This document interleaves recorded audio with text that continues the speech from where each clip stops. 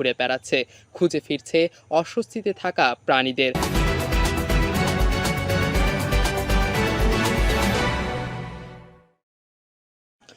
খরতাপে পুড়ছে দেশ। প্রচণ্ড গরমে মাঠঘাট ফেটে চৌচির। পিচ ঢালা পথের পিচগুলো গরম সহ্য করতে না পেরে গলে যাচ্ছে। আবাদি জমি পানির অভাবে বিবর্ণ রূপ ধারণ করেছে। প্রকৃতির এমন খেয়ালিপনায় খেই হারিয়ে ফেলেছে মানুষ, গরু ছাগল, হাঁস মুরগি সহ বেওয়ারিশ প্রাণীকুল। স্বস্তির ঠাঁই খুঁজছে সকলে, খুঁজছে এক চুমুক ঠান্ডা পানি।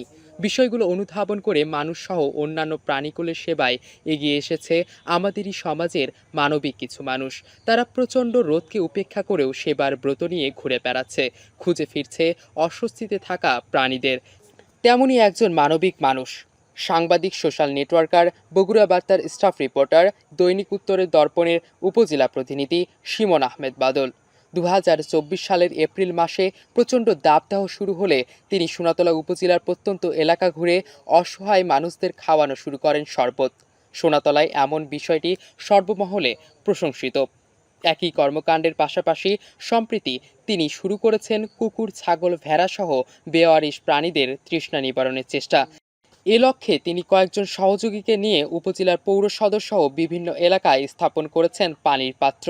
আর কুকুর সহ অন্যান্য পশু পাখিও নাগালের মধ্যে পানি পেয়ে নিবারণ করছে পানির পিপাসা। এ ব্যাপারে স্থানীয় সমাজকর্মী শামীম হোসেন সুজনের সাথে কথা বলে তিনি জানান, বাদলের এ ধরনের কর্মকাণ্ড আমাদের আশাবাদী করে। আমাদের প্রত্যেকের উচিত এরকম মানবিক কর্মকাণ্ডে নিজেদের নিয়োজিত করা। শিমন আহমেদ বাদলের সাথে এ ব্যাপারে কথা বললে তিনি জানান, যতদিন রবে দেহে প্রাণ ততদিন চলবে এমন কাজ।